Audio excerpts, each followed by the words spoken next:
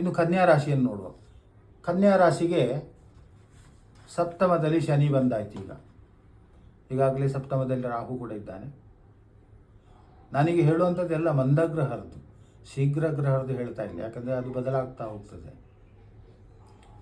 ಗುರು ಕನ್ಯಾ ರಾಶಿಗೆ ಭಾಗ್ಯಸ್ಥಾನದಲ್ಲಿದ್ದಾನೆ.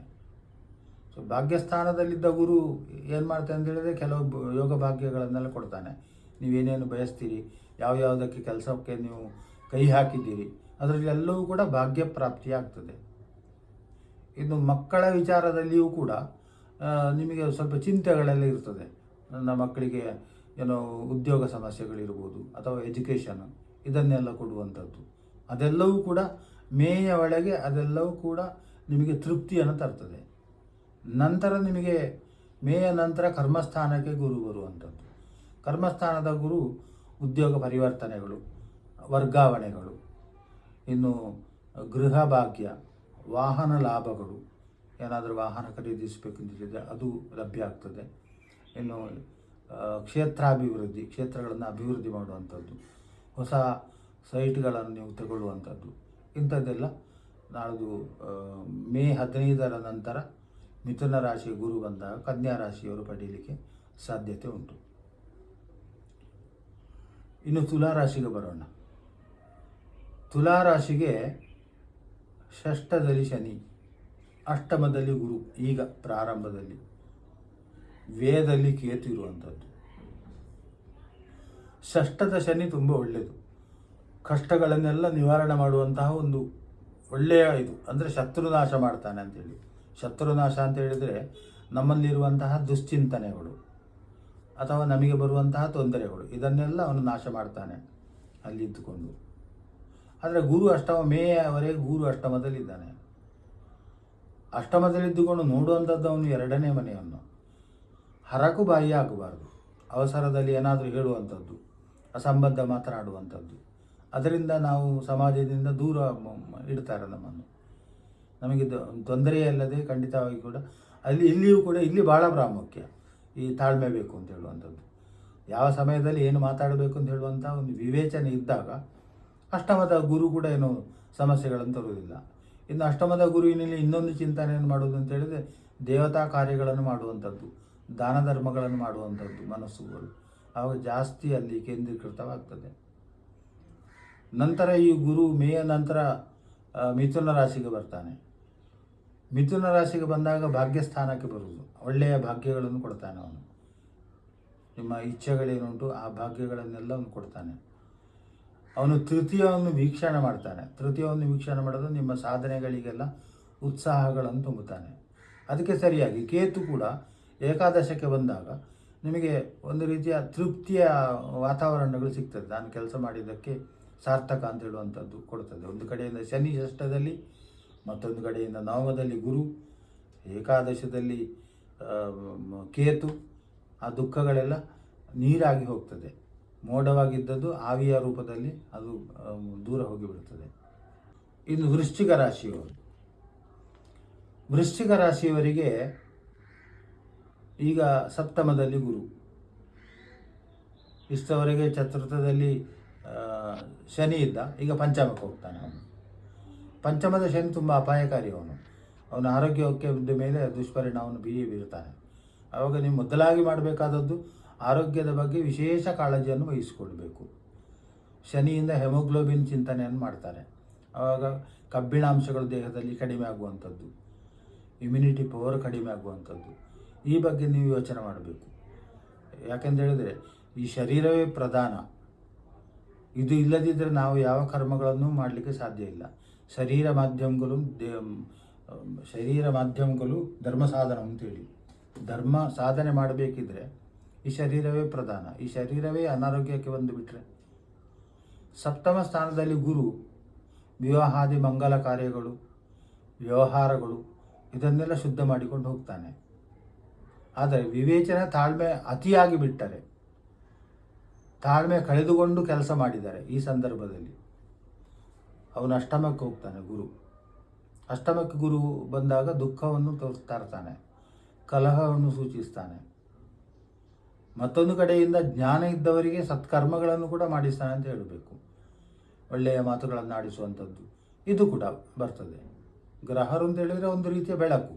ಈ ಬೆಳಕು ಮನುಷ್ಯನ ಮೇಲೆ ಬಿದ್ದಾಗ ಅದರ ಪರಿಣಾಮಗಳಲ್ಲಿ ಏನು ಬೇಕಾದರೂ ಆಗ್ಬೋದು, ಕೆಟ್ಟದ್ದು ಆಗ್ಬೋದು, ಒಳ್ಳೆಯದ್ದು ಆಗ್ಬೋದು. ಅದಕ್ಕೆ ನಮ್ಮ ಬುದ್ಧಿಶಕ್ತಿಯನ್ನು ಉಪಯೋಗಿಸಿಕೊಳ್ಬೇಕು ಅಂತೇಳಿ.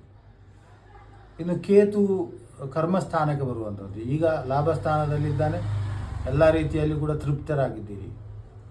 ಇನ್ನು ಅವನು ಕರ್ಮಸ್ಥಾನಕ್ಕೆ ಬರ್ತಾನೆ. ಕರ್ಮಸ್ಥಾನಕ್ಕೆ ಬಂದಾಗ ಅವನು ಕೆಲಸ ಕ್ಷೇತ್ರಗಳಲ್ಲಿ ದುಃಖವನ್ನು ತರಬಹುದು, ತೊಂದರೆಗಳನ್ನು ತರಬಹುದು. ಮತ್ತೊಂದು ಕಡೆಯಿಂದ ಗುರು ಅಷ್ಟಮಕ್ಕೆ ಬಂದರೂ ಕೂಡ ಅವನು ನೋಡುವಂಥದ್ದು ದ್ವಿತೀಯ ಸ್ಥಾನ, ಕುಟುಂಬ ಸ್ಥಾನವನ್ನು. ತನ್ನ ಕುಟುಂಬದ ಬಗ್ಗೆ ಚಿಂತನೆಗಳು, ಕುಟುಂಬದ ಬಗ್ಗೆ ಯೋಚನೆ ಮಾಡುವಂಥದ್ದು. ಇನ್ನು ವೃಶ್ಚಿಕದ ಚತುರ್ಥ ಸ್ಥಾನವನ್ನು ವೀಕ್ಷಣೆ ಮಾಡ್ತಾನೆ.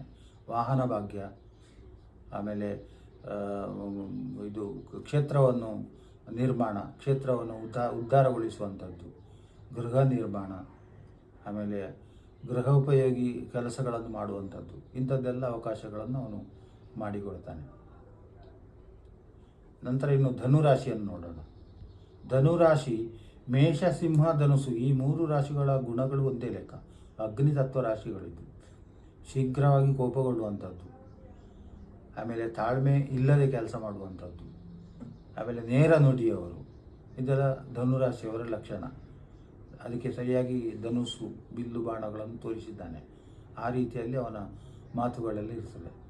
ಈ ಧನುರಾಶಿಗೆ ಈಗ ಚತುರ್ಥದಲ್ಲಿ ಶನಿ ಇರುವಂಥದ್ದು. ಸೊ ಕೆಲಸ ಕಾರ್ಯಗಳಲ್ಲಿ ಉದಾಸೀನ ಪ್ರವೃತ್ತಿಗಳನ್ನು ಕಾಣಬಹುದು. ಅರ್ಧಾಷ್ಟಮದ ಕೂಡ ಹೇಳ್ತಾರೆ. ಆರೋಗ್ಯದ ವಿಚಾರದಲ್ಲಿಯೂ ಕೂಡ ದೇಹಾಲಸ್ಯಗಳು ಬರ್ಬೋದು. ಆದರೆ ಮೇಯ ನಂತರ ರಾಹು ಕೂಡ ತೃತೀಯಕ್ಕೆ ಬಂದಾಗ ಅದೇ ಮತ್ತೆ ಪುನಃ ವಾಪಸ್ಸು ಉತ್ಸಾಹಗಳು ಹೊರಡ್ತದೆ. ಒಂದು ಕ್ಷಣ ಉತ್ಸಾಹ ನಿಂತು ಹೋದರೂ ಕೂಡ ಮತ್ತೆ ಪುನಃ ಉತ್ಸಾಹ ಅಂದರೆ ಹೋಪ್ಸ್ ಬರ್ತದೆ ಅಂತೇಳಿ ಲೆಕ್ಕ. ಈಗ ಮೇಯವರೆಗೆ ಷಷ್ಠದಲ್ಲಿ ಗುರು ಇರುವಂಥದ್ದು. ಅವನು ಎಲ್ಲಿಯೂ ಕೂಡ ಎಲ್ಲ ಕೆಲಸ ಕಾರ್ಯಗಳು ನಿಧಾನಗತಿಯಲ್ಲಿ ಹೋಗ್ತದೆ, ಅದು ಆಗುವುದಿಲ್ಲ. ಹಾಗೆಂದೇಳಿ ಅದು ಆಗುವುದಿಲ್ಲ ಅಂತ ಹೇಳುವಂಥದ್ದಲ್ಲ, ಅದು ಏನೋ ಟೆಕ್ನಿಕಲ್ ಪ್ರಾಬ್ಲಮ್ಗಳಿಂದ ಅವನಿಗೆ ಅದು ಕೆಲಸಗಳು ನಿಧಾನ ಆಗಿ ಬಿಡುವಂಥದ್ದು. ಯಾವಾಗ ಅವನು ಮಿಥುನ ರಾಶಿಗೆ ಪ್ರವೇಶ ಆಗ್ತಾನೆ, ಸಪ್ತಮಕ್ಕೆ ಬರ್ತಾನೆ, ಆವಾಗ ತುಂಬ ಪ್ರಯೋಜನಕ್ಕೆ ಬರ್ತದೆ. ಇನ್ನು ಅವಿವಾಹಿತರಿಗೆ ವಿವಾಹ ಯೋಗಗಳನ್ನು ಕೂಡ ಕೊಡ್ತಾನೆ ಅವನು. ಇನ್ನು ಮಿಥುನ ರಾಶಿಯಿಂದ ಅವನು ನೋಡುವಂಥದ್ದು ಒಂದು ಜನ್ಮವನ್ನು, ಅಂದರೆ ರಾಶಿಯನ್ನು ನೋಡ್ತಾನೆ, ಆರೋಗ್ಯದ ವಿಚಾರವನ್ನು ನೋಡಿಕೊಳ್ಬೇಕು. ಆನಂತರ ಅವನು ತೃತೀಯವನ್ನು ನೋಡ್ತಾನೆ, ತನ್ನ ಸಾಧನೆ, ಸಹೋದರರು, ಇದನ್ನೆಲ್ಲ ನೋಡ್ತಾನೆ. ಸೊ ಇಲ್ಲಿ ಯಾವ ಭಾವ ನೋಡ್ತಾನೆ ಆ ಭಾವಗಳು ವೃದ್ಧಿ ಆಗ್ತದೆ ಅಥವಾ ಕುಂಠಿತವೂ ಕೂಡ ಆಗಬಹುದು. ಅದು ನಮ್ಮ ಬುದ್ಧಿ ವಿವೇಚನೆಯ ಆಧಾರದಲ್ಲಿ ಹೋಗ್ತದೆ. ಇನ್ನು ಕೇತು ಅವನು ನವಮ ಸ್ಥಾನಕ್ಕೆ ಬರ್ತಾನೆ ಮೇಯ ನಂತರ. ವಿಪರೀತ ಶಿಸ್ತನ್ನು ತೋರಿಸುವುದು, ಅದು ಸರಿ ಇಲ್ಲ, ಇದು ಸರಿ ಇಲ್ಲ, ಅಲ್ಲಿ ಸರಿ ಇಲ್ಲ, ಇಲ್ಲಿ ಸರಿ ಇಲ್ಲ, ಹಾಗೆಲ್ಲ ಮಾಡಬೇಡಿ. ಯಾಕೆಂತ ಹೇಳಿದರೆ ಅದಕ್ಕೆ ಪ್ರಪಂಚವನ್ನು ತಿದ್ದಲಿಕ್ಕೆ ನಮ್ಮಿಂದ ಸಾಧ್ಯ ಇಲ್ಲ. ಅಲ್ಲಿ ಬೇರೆ ಬೇರೆ ವರ್ಗದ, ಬೇರೆ ಬೇರೆ ಲೋಕೋವಿಭಿನ್ನ ರುಚಿ ಅಂತೇಳಿ ಬೇರೆ ಬೇರೆ ರುಚಿಯ ಮನುಷ್ಯರು ಇರ್ತಾರೆ. ಅವಾಗ ನಾವು ಹೊಂದಿಕೊಂಡು ಹೋಗಲಿಕ್ಕೆ ಕಲಿಬೇಕಾಗ್ತದೆ. ನಂತರ ಮಕರ ರಾಶಿಯನ್ನು ನೋಡುವ. ಮಕರ ರಾಶಿಗೆ ಈಗ ಮೇಯವರೆಗೆ ಪಂಚಮದಲ್ಲಿ ಶನಿ ಗುರು ಇರುವಂಥದ್ದು. ಪಂಚಮ ಗುರು ಅವನು ಪುತ್ರಕಾರಕ ಗುರು, ಪುತ್ರೋತ್ಸವಗಳು, ಆಮೇಲೆ ಮಕ್ಕಳ ಬಗ್ಗೆ ವಿಶೇಷ ಕಾಳಜಿ, ಮಕ್ಕಳ ವಿದ್ಯಾಭ್ಯಾಸದ ಬಗ್ಗೆ ಆಚೆ ಈಚೆ ಓಡಾಟಗಳು, ಸೀಟು ಸಿಕ್ಕುವಂಥದ್ದು, ಅದು ಇದು ಅಂತ. ಇನ್ನು ಉದ್ಯೋಗದ ವಿಚಾರದಲ್ಲಿ ಮಾತಿನಲ್ಲಿಯೂ ಕೂಡ ತನ್ನ ಮಕ್ಕಳ ವಿಚಾರವನ್ನು ಅವನು ಹೇಳ್ತಾ ಇರ್ತಾನೆ. ನಂತರ ಅವನು ಷಷ್ಠಕ್ಕೆ ಹೋಗ್ತಾನೆ, ಮಿಥುನ ರಾಶಿಗೆ ಹೋಗ್ತಾನೆ. ಆವಾಗ ಋಣಚಿಂತನೆಗಳು ಅವನ ಮಾತಿನಲ್ಲಿ ಎಲ್ಲಿ ನೋಡಿದರೂ ಕೂಡ ಋಣಚಿಂತನೆ. ಸಾಲ ಆಗ್ತದೆ ಅಂತ ಹೇಳುವುದಲ್ಲ, ಅದರ ಬಗ್ಗೆ ಯೋಚನೆ ಮಾಡ್ತಾನೆ. ಸಾಲ ಮಾಡಿದರೆ ಏನಾದೀತು, ಇದರ ಬಗ್ಗೆ ಪರಿಣಾಮಗಳು. ರೋಗ ಚಿಂತನೆಯನ್ನು ಕೂಡ ಮಾಡಬೇಕು. ಒಂದು ರೀತಿಯ ರೋಗ, ನಿಜವಾಗಿ ಅವನಿಗೆ ರೋಗ ಇರುವುದಿಲ್ಲ, ರೋಗ ಉಂಟು ಅಂತ ಹೇಳುವಂಥದ್ದು ಭಯ. ಸೊ ಈ ಭಯಗಳೆಲ್ಲ ಈ 1 ವರ್ಷದ ಕಾಲ, ಮಿಥುನ ರಾಶಿಯಲ್ಲಿ 1 ವರ್ಷದ ಕಾಲ ಇರ್ತದೆ. ಅದಕ್ಕೆ ನೀವು ತಜ್ಞ ವೈದ್ಯರ ಹತ್ರ, ಇನ್ನು ಒಳ್ಳೆಯ ಜ್ಯೋತಿಷ್ಯರ ಹತ್ರ ಎಲ್ಲ ಅದರ ವಿಚಾರಗಳನ್ನು ಕೇಳಿಕೊಂಡು ಸರಿಯಾಗ್ತದೆ. ಇನ್ನು ಮೇಯ ನಂತರ ಅಷ್ಟಮದಲ್ಲಿ ಗುರು ಬರುವಂಥದ್ದು, ಇದು ಕೇತು ಬರುವಂಥದ್ದು. ಅಷ್ಟಮ ಕೇತು ಕೂಡ ಒಂದು ದುಃಖದಾಯಕ, ದುಃಖವನ್ನು ತರ್ತಾನೆ. ಅದರ ಮತ್ತೊಂದು ಕಡೆಯಿಂದ ನಿಮ್ಮ ದುಃಖವನ್ನು ಮರೆಯಲಿಕ್ಕೆ ತೃತೀಯದಲ್ಲಿ ಶನಿ ಇರುವಂಥದ್ದು ಮೀನರಾಶಿಯಲ್ಲಿ. ಒಂದು ಕಡೆ ತುಂಬ ಲಾಭಗಳು ಬರ್ತದೆ, ಮೇಯವರೆಗೆ ರಾಹು ಕೂಡ ತೃತೀಯದಲ್ಲಿರುವಂಥದ್ದು. ಇವರೆಲ್ಲ ನಿಮಗೆ ಒಳ್ಳೆಯ ಲಾಭಗಳನ್ನು ಕೊಡುವಂತಹ ಗ್ರಹರಾಗ್ತಾರೆ. ಆ ಲಾಭಗಳ ಸತ್ಪ್ರಯೋಜನ ಪಡ್ಕೊಂಡ್ರೆ, ಅದನ್ನು ಉಳಿಸಿಕೊಂಡ್ರೆ ಖಂಡಿತವಾಗಿ ಕೂಡ ಈ ಷಷ್ಠದ ಗುರು ನಿಮ್ಮನ್ನು ಏನು ಮಾಡಲಿಕ್ಕೆ ಸಾಧ್ಯ ಇಲ್ಲ. ಅವನು ಅದನ್ನು ಸರಿ ಮಾಡಿಕೊಂಡು ಹೋಗ್ತಾನೆ. ಇದಾದ ನಂತರ ಕುಂಭರಾಶಿಗೆ ಬರೋಣ. ಕುಂಭರಾಶಿ ಭಾಚಕ್ರದ 11ನೇ ರಾಶಿ ಆಗ್ತದೆ. ಇದು ಶನಿಯ ಮೂಲ ತ್ರಿಕೋಣ ರಾಶಿಯೂ ಹೌದು. ಈ ಕುಂಭರಾಶಿಗೆ ಮೇಯವರೆಗೆ ಗುರು ನಿಮಗೆ ಗೃಹ ಭಾಗ್ಯಗಳನ್ನು, ವಾಹನ ಭಾಗ್ಯಗಳನ್ನು ಅಥವಾ ಉದ್ಯೋಗದಲ್ಲಿ ಏನಾದರೂ ಪರಿವರ್ತನೆಗಳನ್ನು ಇದನ್ನೆಲ್ಲ ಕೊಟ್ಟಿರ್ತಾನೆ ಅವನು.